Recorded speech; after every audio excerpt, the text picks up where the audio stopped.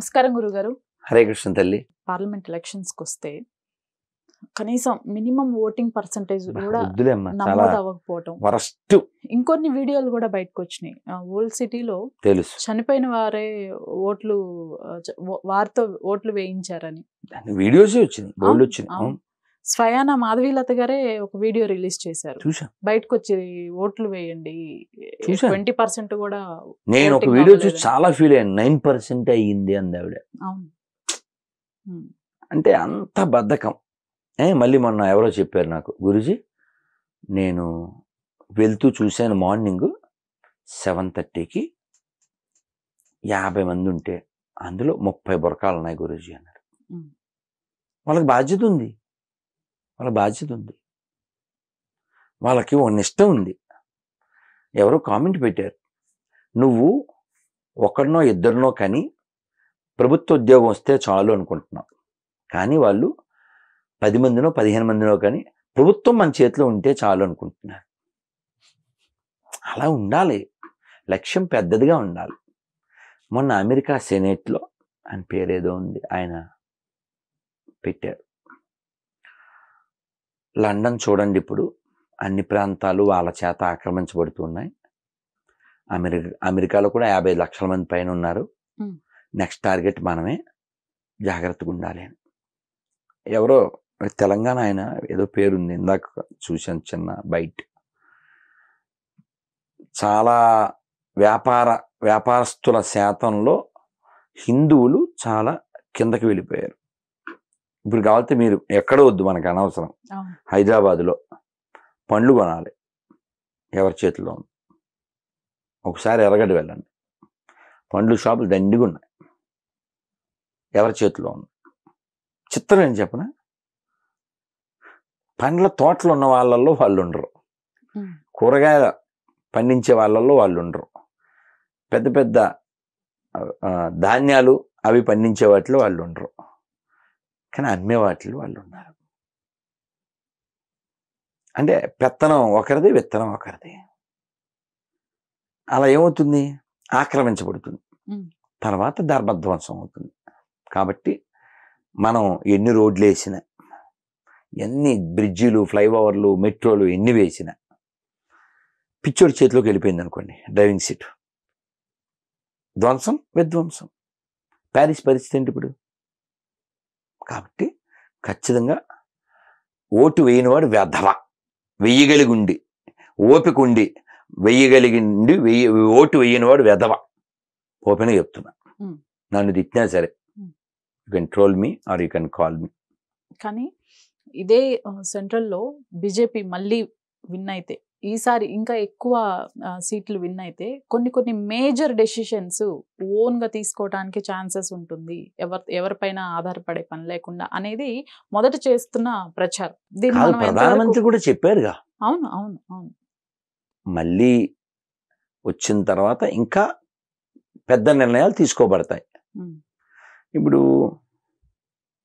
రామ మందిరం, ముస్లిమ్స్ కి సంబంధించి కూడా ఒకటి అనౌన్స్ చేసినట్లు సిఏనా ఆల్రెడీ అయిందిగా, అనౌన్స్మెంట్ అయిందిగా, అదే అయిపోయింది. Work is going on the process. ఇప్పుడు అతి పెద్దది 500 సంవత్సరాల సమస్య తీరిందిగా. నేను మొన్న ఫిబ్రవరిలో అయోధ్య వెళ్ళా, నిన్న వారం క్రితం కూడా వెళ్ళా. దగ్గరే వెళ్ళి స్వామిని అంటే వీడియో తీసుకోవడానికి అలౌ చేశారు, వీడియో కూడా తీసుకున్నాం, పెట్టడం అవ్వలేదు. ఎందుకంటే అయోధ్య సమస్య క్లియర్ అయింది ఏంటి, వితౌట్ ఎనీ ఒక్క ప్రాబ్లం కూడా లేకుండా. కాశ్మీర్, యాక్చువల్ నేను నెక్స్ట్ మంత్ కాశ్మీర్లో ఉండాలి. పాపం టికెట్లు బుక్ చేసి కానీ క్యాన్సిల్ చేయాల్సి వచ్చింది, నాకు వేరే కార్యక్రమం ఉండడం వలన. కాశ్మీర్ వెళ్ళాలని ఆలోచన వచ్చి శారదాపీఠానికి వెళ్ళాలి, ఎప్పుడు శంకరాచార్యులు వారు ప్రతిష్ఠ చేసినటువంటిది. ఇన్నిసార్లు కాశీ వెళ్ళాం, 3 సార్లు అయోధ్య వెళ్ళాం, 3 సార్లు బృందావనం వెళ్ళాం, ద్వారక వెళ్ళాం. కాశ్మీర్ వెళ్ళాలి అనే ఆలోచన ఎందుకు రాలే ఇన్నాళ్ళలో? వెళ్తే వేసేస్తారు, అక్కడ అన్ని పందులే ఉన్నాయి, మనుషులు లేరు, రాక్షసులు, ఇలాంటి పరిస్థితి.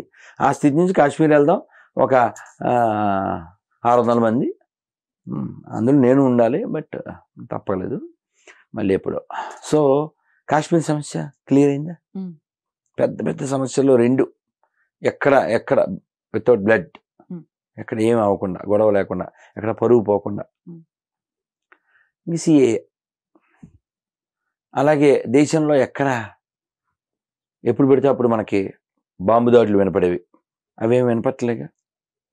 మేము విజయవాడలో బయలుదేరి కాశీ వెళ్ళాం, మధ్యలో పూరి అంటే బైకార్, నేను చెప్పేది లాస్ట్ ఇయర్ బైకార్ వెళ్ళాం. ఛత్తీస్గఢ్, బెంగాల్, ఒరిస్సా, బీహార్ వీటన్నిటి మీదుగా అయోధ్య, కాశీ, పూరి ఇవి చూసుకుని వచ్చాం. మాకెక్కడ రోడ్డు ప్రాబ్లం రాలే. చిన్న కారు అలా ఇవ్వమని వెళ్ళిపోయాం. ఎలా వెళ్ళాం? రోడ్డు బాగుండి పెట్టానా? రోడ్డు ఎలా బాగుంది? వేయబెట్టానా? ఎన్ని రోడ్లు వేసేస్తున్నారు. కాబట్టి మనం శాశ్వతమైన ప్రయోజనం కోసం మంచి లక్షణాలు ఉన్న వాళ్ళకి ఓటు వేయాలి తప్ప పార్టీ వైజ్ ఉండకూడదు. లేకపోతే ప్రాంతము, కులము అలాంటి లో ప్రొఫైల్ ఆలోచన చేయకూడదు. వచ్చే తరం కోసం ఆలోచన చేయాలి. రాజకీయ నాయకుడు వచ్చే ఎలక్షన్ గురించి ఆలోచిస్తాడు, రాజనీతిజ్ఞుడు వచ్చే తరం కోసం ఆలోచిస్తాడు. కాబట్టి నాకో కొడుకున్నాడు, వాడికో కొడుకుంటాడు, వాడికో కొడుకుంటాడు, వాడు తింటాడు, ఇలా ఆలోచించేవాడు దగులుబాజీ. కానీ 140 కోట్ల మంది నా కుటుంబం అనుకునేవాడు హీరో. నేను మా అబ్బాయి వాళ్ళ అబ్బాయి ఇది కుటుంబం అనుకునేవాడు జీరో. మేము ముగ్గురు నలుగురు మాత్రమే అనుకునేవాడు జీరో.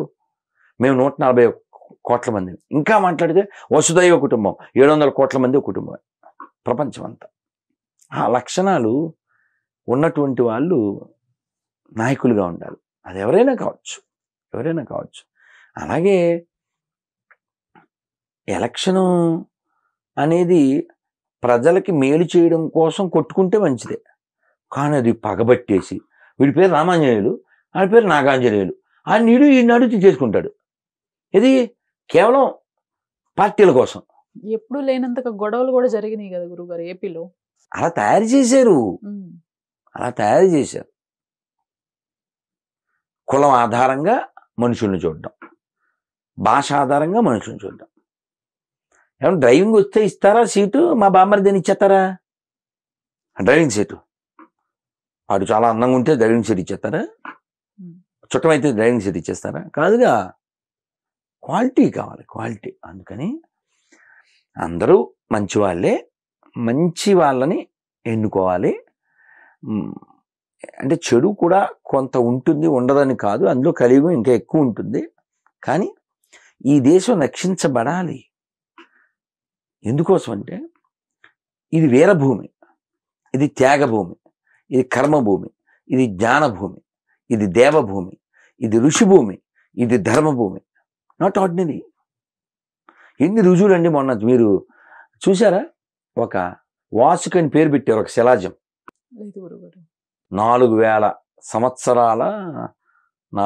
సంవత్సరాల క్రితాంది ఒక శిలాజం దొరికిందని ఈ సోషల్ మీడియాలో అంతా వచ్చింది, దాని మీద వీడియోలు కూడా వచ్చింది. ఒక శిలాజం అంటే తెలుసు కదమ్మా? తెలుసు. అది పాముది, చాలా పెద్దదంట, కొన్ని మైళ్ళు ఉందంట. మనకి పురాణాల్లో అమృతం చిలుకుతారే, మందర అనే పర్వతం, ఆ పర్వతానికి ఒక పాముని చుట్టారు. ఆ పాము పేరు వాసుకి. ఈ శిలాజానికి అదే పేరు పెట్టారు. మనకి చరిత్రలో ఇలాంటి చాలా రుజువులు ఉన్నాయి. చాలా అంటే మీరు కార్బన్ టెస్ట్ అది చేస్తే దాని వయసు తెలుస్తుంది. అలాంటి వాటిల్లో ఒక శివుడి విగ్రహం 29,000 సంవత్సరాలట. ఇవన్నీ నేను చెప్పలే, ఆర్కియాలజీ డిపార్ట్మెంట్ వాళ్ళు చెప్పారు. అందులో KK Muhammad, Muslim but great person, ఆయన చెప్పారు. అని ఇంకో మాట కూడా అన్నారు, in India secularism remains until Hindus are majority. అంతే. ఎవరు చెప్పినాను? మహమ్మద్, మాధవరావు కాదు. ఇండియాలో, భారతదేశంలో సెక్యులరిజం హిందువులు మెజారిటీగా ఉన్నంతసేపే ఉంటుంది. మొన్న ఎవరు చెప్పారు నాతో కాదు, సారీ, ఇంటర్వ్యూ కదా, ఏదో బైట్, మన మెగాస్టార్ చిరంజీవి గారు, మంత్రి కిషన్ రెడ్డి గారు, వారితో ఏదో బైట్, అందులో ఆ అయోధ్య రామ మందిర ప్రతిష్టకి చిరంజీవి వాళ్ళ ఫ్యామిలీ వాళ్ళు వెళ్ళినప్పుడు వాళ్ళ కారు హైర్ చేసుకుంటారు కదా, డ్రైవర్ ముస్లిం అంట. ఓకే. ఏమిటి ఎలా ఉందని ఈయన హిందీలో అలా కాన్వర్సేషన్లో అడిగితే, సార్ చాలా బాగుంది సార్ అంటే, అదేంటి మీకు వ్యతిరేకం కదా అన్నారట చిరంజీవి. లేదు సార్, మాకెప్పుడు ఒక టెన్షన్ ఉండేది, ఎప్పుడు 144 పెడతారా, ఎప్పుడు గొడవలు అవుతాయా, ఎప్పుడు ఇబ్బంది వస్తుందా అని ఉండేది. ఇప్పుడు ఫ్రీ అయిపోయాను సార్, హ్యాపీగా నా కారు నడుపుకుంటున్నా. ఇక్కడ అందరికీ బోల్డ్ మందికి, దాదాపు 20,000 మందికి ఉపాధి వచ్చింది ఈ రామ మందిరం కారణంగా. మేము తింటున్నాం సార్, మా పిల్లలు హ్యాపీగా వాళ్ళ చదువులు చదువుకుంటున్నారు సార్. ఇంకో ముస్లిం ఎవరో చెప్పారు, అంతకుముందు మమ్మల్ని రామ మందిరానికి వీళ్ళే అడ్డంకి అని చూసేవాళ్ళు, ఇప్పుడు మా మీద ఆ అనుమానపు దుక్కులు లేకుండా చేశారు అని.